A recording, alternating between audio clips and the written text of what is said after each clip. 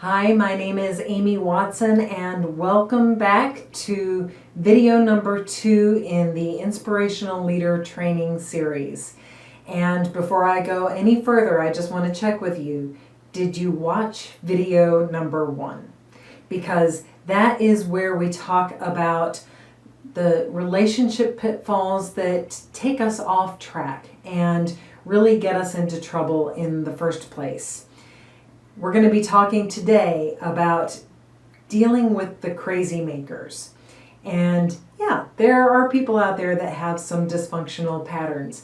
But if you don't know what your own dysfunctional patterns are, then it's really difficult to do anything that's effective in managing these other folks. Also, did you do the purpose profiler? Did you fill it out within the first couple of days after watching that first video and spend some time letting your answers to those questions really gel and sink in and find their way to helping you to create that statement, that one sentence that helps you to have a sense of what your sense of purpose is? And did you answer that last question before starting this video? If you didn't, go ahead and pause the video, go back, finish that, and then come back. So today, we're going to be talking about situations in which you might encounter the haters. Those people who just don't seem to want to follow you. They're always in your space, and yet they seem to be resisting what you're doing, or for some reason they're just kind of triggering you. So we're going to look at 3 different situations like that, and what are some things that you can do for yourself in order to manage them more effectively. We're going to start right with somebody who seems to be finding fault with everything that you do. With this sort of person, it seems like nothing that you do is ever good enough. You might feel like you've got a target painted on your back, like you're being blamed for everything. And the truth is that when you stepped into leadership, you stepped into a role that invites criticism. Especially if you are one of those folks that relates most to the professional relationship pitfall of trying to please people. This can be especially difficult. Did you start this role with the assumption that people were automatically going to love you because you were willing to take this on? If you did, there's no shame in that. A lot of us have that experience, but it can lead us kind of down the primrose path. You probably had an experience pretty quickly that felt like a cold shower about that. So what you can do is, first of all, you can know that this is normal. This is part of the picture of being a leader and just encountering what some of the unfortunate realities of that can be. Another thing that you can do is let go of any sense of responsibility that you have for their reactivity. What they are doing is what they are doing. You're not making that happen. So you can allow them to have whatever reactivity they feel like they need to have, and you don't have to take that on, and you don't have to accept responsibility for that. The third thing that you can do for yourself is breathe. Just focus on your breathing. Make sure that you're breathing. Maybe take 3 deep belly breaths. That's a great way to help you to put the focus back on managing yourself instead of trying to fix whatever their issue is, much less trying to fix who they are. The second of these crazy makers, or the situations where you might encounter a crazy maker, you've got somebody who seems to be wrestling you for control. And in this kind of situation, you might feel like, why don't they respect my authority? Now, other than that being a reference to one of my favorite South Park episodes ever, the truth is that the more you wrestle with them, the more you expect them to listen to you just because you have the authority, the more stuck you wind up getting. That's an unfortunate reality. Your training, your education, your experience do not actually get people to listen to you. I'm sorry. I wish it were different.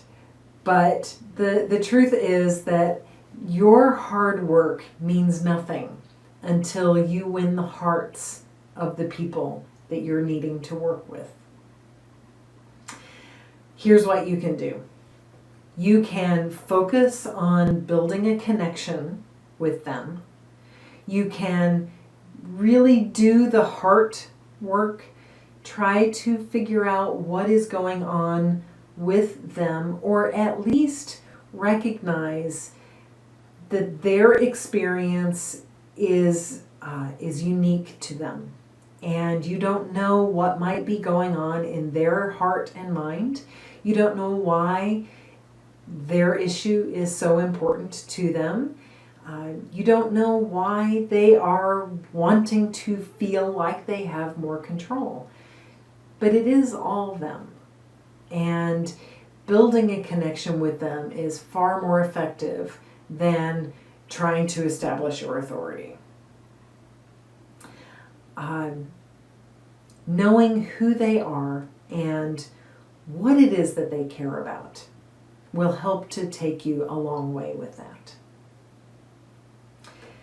The third situation in which you might encounter a crazy maker is somebody who just for some reason sets you off. Maybe it's irrational, maybe you know it's irrational, or maybe you are wondering if it's intuitive, if you're picking up on something underneath that really means that you should be on your guard around this person.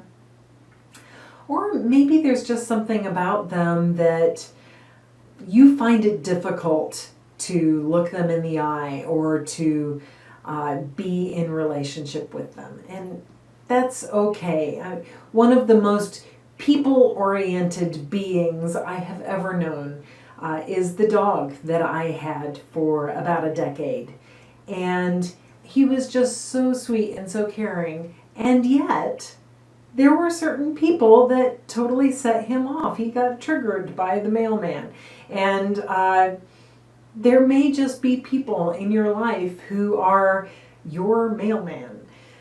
Somebody who just, for whatever reason, irrational or rational, whatever it might be, just sets you off. They get to you.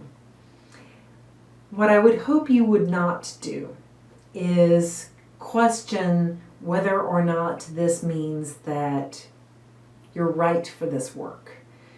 You are. The fact that you get triggered by somebody it just means that you're human. You're experiencing part of what it means to be fully human, and that's okay. What you can do is really intentionally engage your rational mind. Talk to yourself about the fact that this person is just a person and is probably not intending in any way to trigger you. Be sure to focus on what is real. What have they actually done? What have they actually said?